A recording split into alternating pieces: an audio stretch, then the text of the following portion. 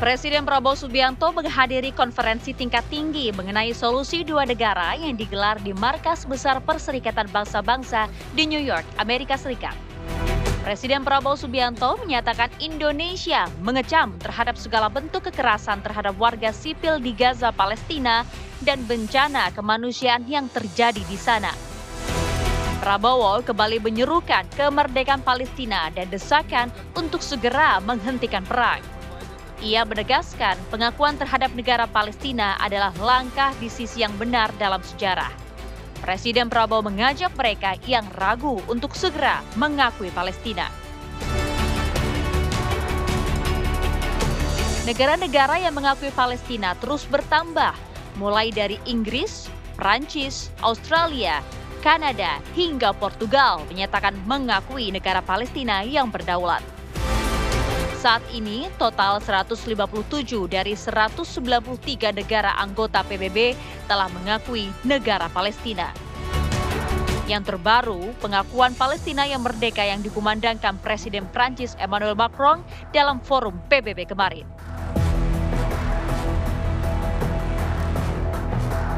Lantas, seberapa besar pengaruh diplomasi Presiden Prabowo untuk mendorong terwujudnya kedaulatan Palestina? Dan apakah pengakuan terhadap negara Palestina juga dapat mendesak Zionis Israel menghentikan genosida di Gaza?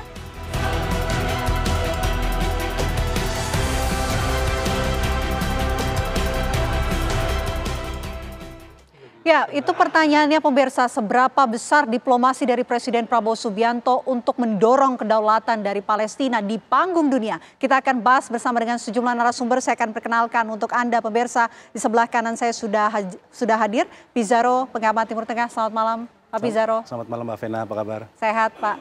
Baik, di sebelah Pak Pizarro ini kami juga sudah hadirkan Prof. Makarim, Duta Besar RI untuk PBB 2004-2007. Selamat malam Prof. Makarim. Mbak Vena. Selain dua narasumber ini, pemirsa, kami juga sudah terhubung bersama dengan anggota fraksi PKS DPR RI, Jazuli Juwaini. Selamat malam Pak Jazuli. Selamat malam, Assalamualaikum Pak Dubes dan Pak Pengamat. Waalaikumsalam warahmatullahi wabarakatuh. Kita buka terlebih dahulu ke Prof. Makarim ya. Prof. Makarim, walaupun memang bukan forum resmi ya, tapi kehadiran dari Presiden Prabowo Subianto dalam forum ataupun KTT Palestina di PB ini juga menjadi sorotan. Seberapa penting atau seberapa besar menurut Anda kehadiran dari Presiden Prabowo Subianto dalam forum tersebut kemarin? Ya. Kita mengenal ya bahwa kegiatan-kegiatan di Perserikatan Bangsa-Bangsa itu menarik perhatian dari masyarakat internasional secara luas. Ya. Nah, kita mengetahui bahwa masalah-masalah yang menyangkut mengenai masalah Palestina itu sekarang istilahnya menjadi top isu yang ada di pemerintah sana. Oleh karena itu, maka kehadiran daripada Bapak Presiden Prabowo Subianto di sana itu merupakan suatu simbol bahwa negara nomor 4 terbesar di dunia itu mengirim kepala negaranya untuk mewakili bangsanya terhadap masalah-masalah menyangkut Palestina. Ketiga juga kita lihat ya bahwa di dalam isu-isu yang besar dahulu Indonesia selalu menjadi pelopor dalam menggerakkan masyarakat internasional untuk mendorong apa yang disebut dekolonisasi. Ya, kita lihat bahwa sesudah konferensi Asia Afrika di Bandung, itu di mana-mana negara kemudian merdeka semua, gara-gara dorongan yang timbul daripada Dasar-Sila Bandung tadi. Ya, nah sekarang dengan kehadirannya Presiden Republik Indonesia di dalam kesempatan pertemuan ya yang disponsori oleh Perancis maupun Saudi Arabia di bidang penyelesaian two-state solution ini merupakan suatu faktor yang sangat penting. Ini menunjukkan bahwa Global South ini sama-sama dengan kekuatan-kekuatan lain untuk mencoba mendorong lahirnya Palestina menjadi kenyataan. Oke, Pak Pizarro, yang kita soroti adalah poin-poin pernyataan dalam pidato yang disampaikan oleh Presiden Prabowo Subianto dalam pidato kemarin. Ini salah satunya adalah menyampaikan komitmen Indonesia terhadap solusi dua negara. Tapi ada pernyataan yang juga menjadi sorotan lain. Salah satunya Indonesia melalui Presiden Prabowo Subianto berharap bahwa Israel bisa mengakui kemerdekaan Palestina. Dan setelah itu Indonesia juga akan mengakui kemerdekaan dari Israel. Bagaimana Anda melihatnya? Iya, pertama desakan untuk Israel mengakui kemerdekaan Palestina itu kayaknya hampir mustahil dilakukan oleh Israel. Karena jangankan kita pernah punya sejarah perjanjian Oslo tahun 1993 yang disebut-sebut sebagai upaya untuk menuju perdamaian antara Palestina dan Israel dan kemudian muncullah otoritas Palestina. Ketika itu terjadi, itu juga tidak ada jaminan bahwa Israel menghentikan penjajahan, penindasan dan aneksasi ilegal di tepi barat. Bahkan kalau kita lihat sejak perjanjian Oslo itu, Mbak Vena, sampai sekarang wilayah tepi barat itu semakin lama tuh semakin kecil. Wilayah Palestina secara keseluruhan mungkin hanya sekedar 10-15%. Apa yang bisa kita harapkan? Jadi itu menurut saya agak sangat mustahil meminta Israel itu dapat mengakui kemerdekaan Palestina. Wong bantuan kemanusiaan yang berupaya diberikan oleh para lembaga kemanusiaan saja itu diblok kan, dihalangi oleh Israel, apalagi aspirasi politik masyarakat Palestina. Oke, baik. Saya mau ke Pak Jazuli kalau begitu. Pak Jazuli, kalau kita melihat kehadiran dari Presiden Prabowo Subianto kemarin yang juga membawa isu Palestina, menyatakan komitmen dari Indonesia terhadap kemerdekaan Palestina, bagaimana Anda melihatnya? Ya, pertama kita harus mengapresiasi ya, dan saya tentu sebagai anak bangsa bangga dengan kehadiran Pak Presiden Prabowo di sidang Majelis Umum PBB ini. Dan ini menunjukkan bahwa Pak Presiden memiliki tekad yang kuat untuk mewujudkan apa yang dia sampaikan terkait dukungan terhadap kemerdekaan Palestina. Yang itu juga merupakan salah satu amanat dari konstitusi kita, bahwa Indonesia harus berperan aktif untuk mewujudkan perdamaian dunia. Saya setuju dengan Pak Dubes tadi, Indonesia dulu itu tidak pernah absen dalam forum-forum internasional. Sehingga Indonesia itu sangat dikenal dalam dunia internasional, khususnya pada zaman Presiden Soekarno. Orang di mana-mana, saya sendiri kalau pakai peci ini ke luar negeri, orang sudah langsung tahu ini Soekarno begitu. Nah, sekarang ini berbeda dengan 10 tahun yang lalu yang sering absen. Sekarang ini Pak Presiden Prabowo selalu tampil dalam forum-forum internasional. Selain merupakan satu kebanggaan terhadap Presiden, juga bisa mengangkat marwah dan martabat bangsa Indonesia itu sendiri dalam kancah dan forum internasional. Nah, itu yang pertama. Yang kedua, konten yang disampaikan oleh Pak Presiden Prabowo ini sangat kuat sekali tentang kemerdekaan, dukungannya terhadap kemerdekaan Palestina. Bahkan negara-negara yang mendukung sudah semakin bertambah dari 142 menjadi 150 lebih. Ya, harusnya kemerdekaan Palestina itu bisa terwujud dengan dukungan dan pengakuan dari sekian ratus lebih negara di dunia ini. Betul kata saudara saya, pengamat yang sangat cerdas ini, bahwa Israel memang tidak bisa diharapkan untuk mengakui. Maka jalannya untuk bisa Israel itu tidak meneruskan penjajahannya, tidak meneruskan pembantaiannya terhadap warga Gaza, warga Palestina, itu ada dua. Satu, tekanan politik yang kuat tentu di luar Israel. Kemudian yang kedua adalah Dewan Keamanan PBB itu harus menyusul, mengirimkan pasukan perdamaian. Dari 150 sekian negara itu diminta oleh Dewan Keamanan PBB untuk bisa mengirimkan pasukan perdamaian yang bisa menghentikan kebrutalan, kebiadaban dari pasukan Israel yang sudah kita lihat anak-anak, Masya Allah, luar biasa. Saya tidak tega kadang melihatnya. Ibu-ibu, ada yang beberapa hari masih tidak bisa keluar dari rentuhan, ada yang hancur kepalanya, ada yang putus tangannya, ada yang putus kakinya. Yang selamat pun mereka masih bisa belum bisa menemukan makanan, belum bisa menemukan pengobatan yang layak, dan seterusnya dan seterusnya. Nah, tapi ini ada persoalan. Amerika yang katanya negara paling mengklaim demokrasi itu memveto. Amerika yang katanya menghargai negara HAM di dunia itu memveto. Ini menjadi ganjalan utama. Karena itu saya setuju dengan beberapa negara, terutama Turki, yang mengatakan PBB harus direformasi. Karena hak veto yang ada ini tidak sejalan lagi dengan prinsip demokrasi. Apalagi di zaman kehidupan modern sekarang ini. Oke, kita sudah tangkap poinnya Pak Jazuli. Kita langsung ingin tanyakan ke Prof. Makarim kalau begitu. Prof. Makarim melihat apa yang dikatakan oleh Pak Jazuli menginginkan adanya reformasi PBB, termasuk juga ada kekhawatiran bahwa yang sudah dibahas dalam sidang umum PBB nanti akan dimentahkan lagi, kemudian akan dikeluarkan hak veto. Bagaimana Anda melihatnya? Ya, saya menganggap ya apa yang disampaikan itu tepat ya. Karena sebenarnya sekarang ini kan Perserikatan Bangsa-Bangsa itu melaksanakan proses-proses pengambilan keputusan dengan cara-cara yang ada sejak tahun 45. Jadi perumusan daripada cara-cara pengambilan keputusan itu berdasarkan pola geopolitik tahun 45, bagaimana distribusi kekuasaan yang terjadi tahun 45. Seperti kita ketahui sekarang kan sudah keadaannya berbeda. Ya, apa yang terjadi tahun 45 sudah berubah sama sekali di dalam keadaan yang sekarang. Ya, kita melihat bahwa sekarang ini yang menjadi anggota tetap Dewan Keamanan PBB itu kan hanya 5 negara. Ya, yaitu Prancis, Inggris, ya, Cina, Amerika dan Rusia. Ya, tapi sekarang negara-negara di luar itu yang jauh lebih kuat daripada Prancis, ya, itu banyak sekali, ya, tapi sama sekali tidak punya bersuara.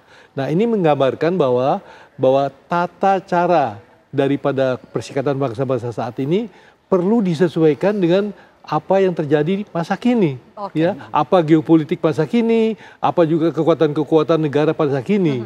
Nah, untuk bisa mencerminkan hal itu, satu-satunya jalan itu adalah bagaimana melakukan apa yang disebut tadi reformasi. Ya. Nah, reformasi ini harus juga berkaca dengan baik. Karena apa? Karena dalam rangka untuk bagaimana negara-negara besar itu selalu mendukung Perserikatan Bangsa-Bangsa pada perumusan Piagam Perserikatan Bangsa-Bangsa dahulu, maka anggota tetap Perserikatan Bangsa-Bangsa Dewan Keamanan itu diberi hak veto. Ya, maksudnya supaya mereka itu mendapat insentif untuk terus membantu Perserikatan Bangsa-Bangsa. Nah, sekarang ini untuk bisa merubah yang namanya Perserikatan Bangsa-Bangsa itu harus dimainkan dahulu yang pengertian mengenai hak veto tadi. Oke, baik. Ya, hak veto itu harus dibikin semacam klasifikasi mengenai untuk apa hak veto bisa dilakukan. Untuk apa? Apakah humanitarian causes itu harus memakai juga hak veto? Ya, itu kan juga merupakan hal yang perlu disesuaikan. Jadi perlu adanya reformasi PBB, penyesuaian dengan era saat ini yang sudah jauh berbeda dengan semenjak didirikan dahulu. Tapi menarik juga kita ingin soroti dalam KTT Palestina di PBB kemarin, ini ketidakhadiran ataupun keabsenan dari Amerika Serikat dan juga Israel yang juga mungkin ini akan menjadi pertanda bahwa sikap dari Amerika Serikat ini jelas dalam sidang Majelis Umum PBB yang sebentar lagi akan kita saksikan bersama. Kita akan bahas nanti usai jeda. Apa kabar Indonesia Malam akan kembali untuk Anda sesaat lagi pemirsa. Anda kembali menyaksikan Apa Kabar Indonesia Malam. Pemirsa, kita lanjutkan diskusi kita. Saya mau kembali ke Prof. Makarim. Prof, kalau kita lihat dalam KTT Palestina di PBB kemarin, Amerika Serikat dan juga Israel ini absen, tidak hadir. Bagaimana Anda membaca ketidakhadiran dari Amerika Serikat dan juga Israel? Apalagi kita beberapa jam lagi akan memasuki waktu dimulainya sidang Majelis Umum PBB. Ya, saya memperkirakan bahwa mereka sudah mengetahui ya apa kira-kira yang akan terjadi pada waktu pertemuan kemarin. Ya, karena kita mengetahui sendiri bahwa dua sponsornya itu baik Prancis maupun Saudi Arabia termasuk negara-negara yang sangat aktif ya sebelum pertemuan itu melakukan lobby-lobby secara terbuka. Nah, kedua juga mereka kan ingin supaya tidak terpojokkan pada waktu perdebatan mengenai hal itu di kemarin itu ya. Nah, jadi daripada mereka sifatnya defensif dan juga kelihatan melindungi hal-hal yang tidak disukai oleh masyarakat luas, maka dia lebih baik tidak hadir ke tempat itu. Nah, saya juga menduga nanti pada saat hal-hal negara-negara tertentu bicara mengenai Palestina, nanti delegasi Israel mungkin juga nggak mau hadir pada waktu pertemuan di PBB tadi ya. Jadi dia akan hanya hadir di saat-saat misalnya kalau Presiden Amerika Serikat, Perdana Menteri PNG atau negara-negara yang mendukung mereka, baru mereka hadir gitu. Jadi mereka sangat tidak mau terlihat terpojokkan pada pertemuan-pertemuan itu. Tapi kita sudah mengetahui ya bahwa sekarang ini terjadi pergeseran yang sangat luar biasa. Kalau tahun yang lalu atau 2 tahun yang lalu itu sidang yang menyangkut naik Palestina terjadi, itu kan semua orang melihat bahwa Amerika dan Eropa itu pasti akan melawan posisi dari Palestina. Tapi sekarang kan sudah bergeser, ya, bahwa yang akan terjadi, dan kita sekarang sudah bisa melihat besok yang akan terjadi itu adalah sebagian besar masyarakat internasional itu akan pro Palestina, sedangkan sebagian kecil daripada masyarakat termasuk Amerika Serikat dan beberapa negara yang 9 negara lain itu yang mencoba mendukung Israel. Ya. Apalagi lebih dari 140 negara sudah mengakui kemerdekaan Palestina. Bagaimana sebetulnya Anda melihat, Pak Pizarro, posisi dari Amerika Serikat dan juga Israel dengan makin banyaknya dukungan untuk Palestina? Yang terjadi yang terakhir kan menarik ya, di Israel sendiri, di Tel Aviv, Benjamin Netanyahu secara mendadak menggelar pertemuan kabinet darurat ya untuk merespon sekutu-sekutu dia yang selama ini sebenarnya mendukung kebijakan luar negeri Israel dan Amerika Serikat seperti Prancis, Australia dan juga Kanada, ini tiba-tiba berbalik arah. Netanyahu menghadapi tsunami politik yang sangat luar biasa pada hari ini, di mana ini sudah tidak diprediksikan di tahun-tahun sebelumnya bahwa gelombang dukungan terhadap Palestina itu begitu besar. Kita bayangkan Mbak Vena ya, kalau dulu tuh mungkin tahun 90-an itu masih di bawah 100 negara-negara yang mengakui Palestina. Nanti naik pada tahun 2012 di atas 100 dan sekarang sudah mencapai 157 dari 193 negara. Itu artinya 75%. Ini juga sikap Macron, sikap Kanada kemudian kan dianggap sebagai global north selama ini. Negara-negara utara yang tidak berani lah melawan kebijakan luar negeri Amerika Serikat. Dukungan terhadap Israel itu seperti sebuah red line bagi negara-negara Eropa untuk tidak keluar batas menghadapi kebijakan luar negeri Amerika Serikat. Tapi sekarang berubah semuanya. Kita melihat ya ke dalam kasus Perancis ya, ini kan menarik ya. Ini kalau saya lihat itu ada 3 hal. Kenapa kemudian Macron kemudian secara berani dan vulgar kemudian mengakui Palestina. Pertama, ini sudah terjadi gesekan terlebih dahulu dengan Netanyahu pasca genosida Gaza yang terjadi pada tahun 2023. Itu kan terjadi perdebatan sengit sebelumnya antara Netanyahu dengan Macron, di mana Prancis secara tegas menuding bahwa Israel telah melakukan kejahatan kemanusiaan. Yang kedua, kasus serangan Israel ke Libanon dan ke wilayah di Timur Tengah yang lainnya. Ini juga menjadi titik kritis hubungan Macron dengan Netanyahu yang kemudian semakin lama semakin panas ya antara Prancis dengan Israel. Dan yang ketiga, jangan lupa ada tekanan politik yang begitu sangat kuat sekarang di internal Prancis, di mana banyak sekali kelompok-kelompok aktivis sipil. Kalau kita sekarang lihat ada gelombang kapal kemanusiaan Global Smooth Flotilla ya dari Tunisia menuju Gaza, itu jangan lupa banyak orang-orang Prancis di situ. Salah satunya misalkan anggota parlemen Eropa asal Prancis itu Rima Hassan. Dia terlibat di situ. Artinya Macron ini juga menghadapi gerakan tekanan politik yang sangat kuat di dalam negeri hingga kemudian dia tidak ada pilihan untuk kemudian mengakui Palestina dan kemudian bergeser kebijakan politiknya untuk tidak lagi menganak-emaskan atau menjadi sekutunya Israel. Cuman tantangannya ialah apakah Prancis berani melakukan embargo senjata kepada Israel? Itu dia. Kita nantikan bersama ya. Saya mau kembali ke Pak Jazuli kalau begitu. Pak Jazuli, kalau seperti yang Anda katakan tadi perlu didorong adanya reformasi PBB. Tapi yang saat ini menjadi sorotan Pak, ketika kemudian hasil pertemuan ini hanya rekomendasi tanpa implementasi saja, apa sebetulnya yang harus didorong, langkah apa yang harus Indonesia dorong untuk mendukung terwujudnya implementasi? Saya ingin kembali menyorot tentang ketidakhadiran Amerika dan Israel. Ketidakhadiran Amerika dan Israel ini sesungguhnya mereka secara psikologis sudah mengakui kekalahan mereka dalam menghadapi opini dunia. Tadi yang disebutkan oleh sahabat saya, negara-negara yang selama ini mendukung Perancis, Australia, Inggris segala macam itu sudah berubah. Yang kedua juga di dalam negerinya masyarakat Israel itu banyak yang mendemo Netanyahu. Yang ketiga tadi gerakan Sumut itu banyak juga dari seluruh mancanegara yang berkumpul di situ. Artinya secara psikologis mereka sebenarnya sudah sudah merasanya sudah tidak ada lagi yang membela mereka gitu. Secara psikologis mereka sudah merasa kalah sebenarnya. Yang kedua, ini sebagai bukti bahwa Amerika Serikat tidak serius dengan ucapannya ingin mewujudkan perdamaian dunia, tidak ingin dunia ini damai, tidak ingin masyarakat dunia ini tentram, ya, tidak ingin berhenti pembantaian yang ada di Gaza ini. Ini kan politik dua kaki namanya, ya. Ini yang sebenarnya yang kita harus kenali secara baik yang ada dan terjadi di Amerika Serikat. Padahal Amerika Serikat sendiri itu sama seperti Perancis. Tekanan dalam negerinya juga luar biasa. Mereka yang masih memiliki nurani kemanusiaan yang baik, itu mereka melakukan demonstrasi dan seterusnya. Nah, ketika ini dalam kondisi PBB yang belum direformasi atau restrukturisasi seperti sekarang ini, memang ada dua menurut saya tekanan yang bisa dilakukan.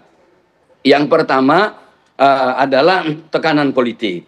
Artinya negara-negara yang sekarang sudah setuju dengan kemerdekaan Palestina terus dikokohkan, dirapatkan barisannya, terus diperluas dan ditambah, terus kemudian melobi bagaimana Dewan Keamanan PBB bisa membuka ruang ketika Dewan Keamanan PBB tidak bisa menghentikan kejahatan perang, itu kan bisa saja anggota Dewan Keamanan, dia membuka ruang anggota Dewan Keamanan PBB untuk mengusulkan rapat darurat, sidang umum PBB darurat.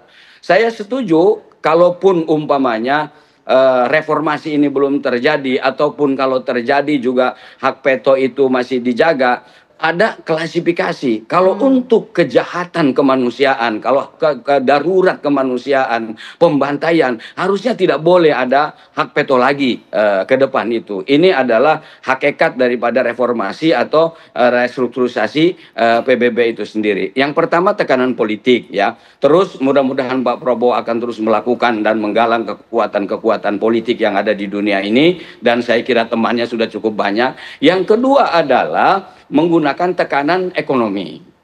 Saya kira apa yang selama ini terjadi, meskipun ini gerakan parsial dari masyarakat sipil, ya, boikot produk-produk Israel, kalau ini menjadi kebijakan negara-negara yang mendukung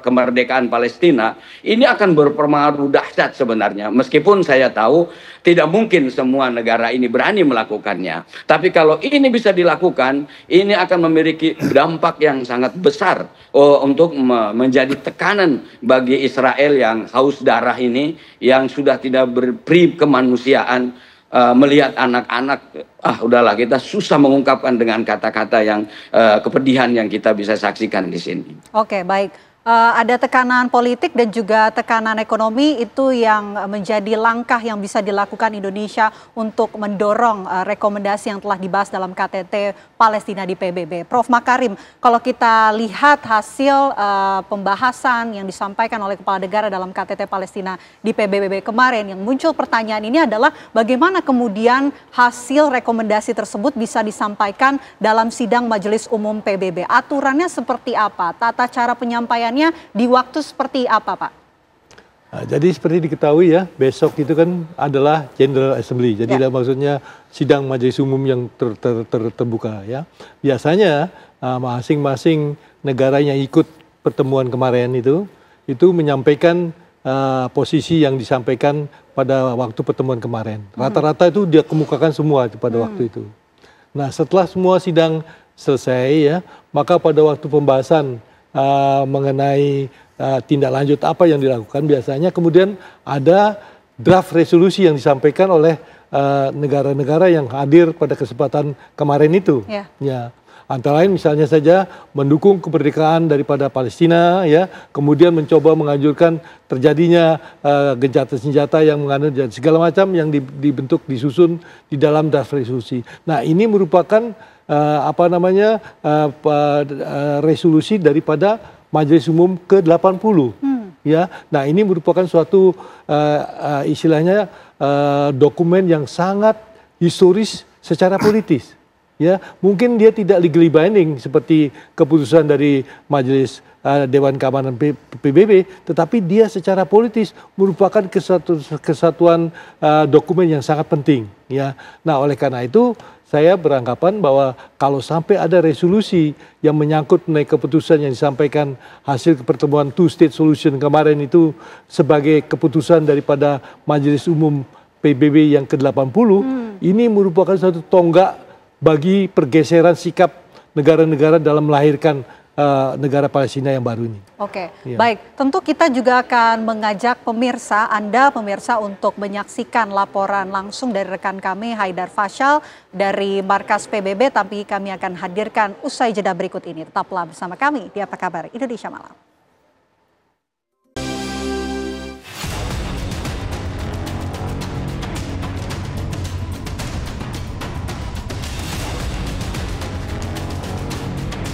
And also the very credibility of the United Nations. Therefore, Indonesia once again reiterates its commitment to the two-state solution in the Palestine problem.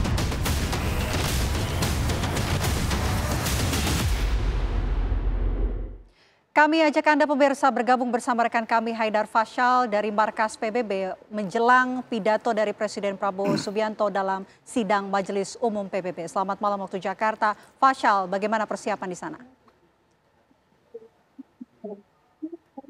Ya baik Vena dan juga pemirsa, saat ini saya tengah berada di dalam ruangan debat umum sidang Majelis Umum Perserikatan Bangsa-Bangsa, di mana kalau Vena dan juga pemirsa bisa lihat mungkin di belakang saya juga sudah ramai sekali para delegasi dari berbagai negara yang hadir. Total Vena dan juga pemirsa ada 193 negara anggota Perserikatan Bangsa-Bangsa yang hadir mengikuti sidang Majelis Umum pada hari ini di Markas Besar PBB di New York, Amerika Serikat, dan informasinya 142 di antaranya ini adalah diwakilkan oleh kepala negara ataupun kepala pemerintahannya. Saya akan memberikan laporan sambil memberikan visual saat ini kepada pemirsa di rumah. Sebentar. Jadi inilah situasinya. Kalau kami dapat informasikan untuk Indonesia sendiri, Vena dan juga pemirsa, posisinya ada di sebelah sana. Jadi kalau dari podium, ini podium yang nanti akan menjadi tempat Presiden Prabowo Subianto akan berbicara. Ini urutan posisi duduk Indonesia ada di urutan ke-14 dari depan. Dan di sebelah kanan, di pojok kanan satu meja dengan negara Iran, pemirsa dan juga Vena. Adapun untuk posisi duduk memang kami dapat informasikan ini jadi bukan kebetulan ataupun bukan dipilih dari Perserikatan Bangsa-Bangsanya sendiri, melainkan untuk posisi duduk ini dipilih ataupun diundi untuk bagian depan. Bagian depan itu di bagian sana. Dan untuk undian bagian depan yang mendapatkan undian adalah negara Niger. Nah, selebihnya untuk kesampingnya itu mengikuti alfabet, Vena dan juga pemirsa. Jadi Niger lalu juga negara sebelahnya yang memang berurutan secara alfabet nama negaranya, yang kemudian membuat Indonesia jadi berada di bagian urutan ke-14 di sebelah kanan. Kami juga dapat informasikan bahwa saat ini informasinya Presiden Prabowo Subianto juga sudah tiba, Vena dan juga pemirsa, di ruang sidang, maksud kami di Markas Besar PBB ini, dan saat ini sedang menunggu di ruang VVIP bersama dengan sejumlah kepala negara lainnya tentunya. Dan nantinya Presiden Prabowo Subianto terjadwalkan akan berpidato pada pukul 10 waktu setempat, ataupun kalau di Indonesia ini artinya pukul 9 malam waktu Indonesia Barat. Adapun nantinya ini untuk sidangnya sendiri akan dimulai pada pukul 9 waktu setempat, Vena, artinya sekitar 10 menit lagi nih sidangnya akan dimulai dan akan dibuka oleh sambutan yang akan disampaikan oleh Sekjen dari PBB, ini adalah Antonio Guterres, lalu juga dilanjutkan oleh Presiden Sidang Majelis Umum, yang kemudian nanti kemudian barulah dimulai pandangan ataupun pidato yang disampaikan oleh berbagai kepala negara. Presiden Prabowo Subianto dalam hal ini memiliki ataupun mendapatkan urutan ketiga setelah Presiden Brazil dan juga Presiden Amerika Serikat Donald Trump. Dan tentu Pena kita akan tunggu bersama pidato yang akan disampaikan oleh Presiden Prabowo Subianto. Informasinya nanti akan membahas dan menekankan posisi Indonesia terhadap Baik, Fasyal. kedaulatan negara Palestina, di samping isu-isu lainnya seperti misalkan terkait dengan situasi geopolitik saat ini dan juga terkait dengan reformasi multilateral.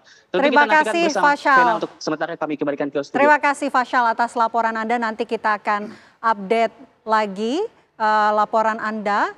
Dan di layar kaca Anda pemirsa ini dapat kita saksikan Presiden Republik Indonesia Prabowo Subianto telah tiba di markas PBB New York, Amerika Serikat dan akan segera memasuki ruangan di mana Presiden Prabowo Subianto hari ini dalam sidang Majelis Umum PBB akan dijadwalkan berpidato di urutan ketiga setelah Presiden Brazil dan juga Presiden Amerika Serikat. Dengan durasi 15 menit kita akan menantikan pemirsa sesaat lagi, beberapa waktu lagi Presiden Republik Indonesia Prabowo Subianto akan menyampaikan pidatonya dalam sidang Majelis Umum PBB ke-80 tahun 2025, di mana sebelumnya ini juga sudah hadir dalam KTT Palestina di PBB New York, Amerika Serikat. Baik, kita lanjutkan diskusi kita. Saya mau ke Pak Jazuli. Pak Jazuli, kalau kita lihat berdasarkan laporan rekan kami tadi, ini sudah hampir dimulai sidang Majelis Umum PBB. Dan Indonesia ini mendapatkan kesempatan untuk menyampaikan pidato di urutan ketiga. Apa yang menjadi prediksi Anda, poin-poin yang akan disampaikan oleh Presiden Prabowo Subianto dengan durasi 15 menit? Yang pertama kita harus berdoa untuk presiden kita. Yang kedua kita dukung penuh. Yang ketiga yang disampaikan saya kira tidak terlalu jauh dalam konteks Palestina. Selain mungkin dia akan bicara tentang juga ekonomi secara global, tentang keamanan secara global, tentang grand ekonomi dan segala macam itu. Saya kira akan titik berat fokusnya juga ada pada persoalan Palestina. Nah, kita berharap apa yang disampaikan oleh Pak Prabowo itu masih sejalan. Semua bahkan bertambah negara-negara yang ikut di KTT itu. Nah, terus kita berharap juga menjadi resolusi seperti yang Pak Dubes sampaikan tadi. Kemudian resolusinya ini bisa dilaksanakan. Nah, ini yang paling penting. Ya, harapan kita ini bisa dilaksanakan sehingga selesailah persoalan Palestina, stoplah seluruh genosida dan pembantaian terhadap anak kecil dan ibu-ibu yang tidak berdosa. Kemudian Palestina menjadi negara yang merdeka, maka dunia ini akan terbangun dan tertata dengan damai, aman, tentram, dan nyaman bagi seluruh umat manusia. Oke, Prof. Makarim, bagaimana kemudian Anda melihat jalannya pidato yang nanti akan disampaikan oleh Presiden Prabowo Subianto? Kita dapat urutan ketiga, Pak. Ya, saya rasa ya Presiden Prabowo Subianto itu akan menggunakan kesempatan ini untuk menjelaskan sekali lagi posisi Indonesia berkaitan dengan masalah-masalah global, utamanya masalah Palestina. Ya, Presiden Prabowo Subianto akan mengatakan mengenai Indonesia akan dukung two-state solution dan kita ingin menyatakan bahwa kemerdekaan Palestina tidak hanya merupakan suatu cita-cita, tapi ini akan menjadi realitas, ya, mengenai hal itu. Dan kedua yang saya juga akan gambarkan bahwa Pak Prabowo juga ingin menggambarkan juga mengenai bagaimana pentingnya bangsa-bangsa di dunia ini untuk menjaga apa yang disebut multilateralisme. Multilateralisme itu adalah suatu posisi bersama yang dilakukan secara bersama-sama, tidak dilakukan secara unilateral. Ya, sekarang kan kita melihat banyak gagasan-gagasan atau langkah-langkah yang diambil secara unilateral dan itu berbahaya. Kenapa berbahaya? Karena itu akan ditentukan oleh kekuatan politik dan kekuatan militer yang individual sifatnya. Oleh karena itu, maka sebaiknya multilateralisme ini akan hidup kembali sebagai apa yang dilakukan pada tahun 60, 70, ya, di mana PBB bisa bermain secara efektif karena masalah multilateralismenya itu menjadi dominan secara umum. Dan yang terakhir yang saya perhatikan yaitu bahwa tentunya Presiden Prabowo Subianto juga ingin menunjukkan kepada masyarakat bangsa-bangsa mengenai bagaimana posisi Indonesia ke depan. Ya. Nah ini juga disampaikan, ini juga kebetulan merupakan satu-satunya kesempatan setelah 10 tahun ya Presiden Prabowo Subianto itu bisa bertemu dengan masyarakat nasional di PBB, dan ini baik sekali ya untuk bisa menyampaikan juga posisi Indonesia secara konkret ya, agar supaya kita bisa diterima sebagai leader daripada Global South dalam masa-masa yang akan datang. Oke, Pak Pizarro. Ya, kalau kita lihat tadi postur para pemimpin dunia yang hadir ada 142, berarti pertama saya memprediksi Pak Prabowo akan lebih banyak bicara tentang konteks geopolitik.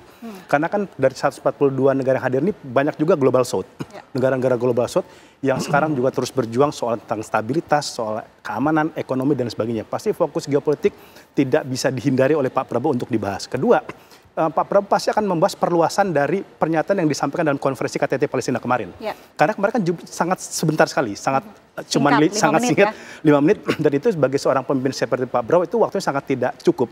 Maka Pak Prabowo prediksi akan memperluas tentang gagasan-gagasan dia mengenai tadi two-state solution, penghentian genosida Gaza, penjajahan, dan kemudian upaya untuk mengirimkan bantuan kemanusiaan. Kemudian yang terakhir juga menarik Mbak Vena, kita postur menteri-menteri yang dibawa nih. Nah, itu ada Pak Sugiono, Menteri Luar Negeri, ada Pak Julhas, Pak Rosan, ada Pak Pigai, Pak Natalius Pigai dari Menteri HAM. Nah, isu-isu HAM dalam negeri tampaknya juga pasti udah disiapkan, diantisipasi nih.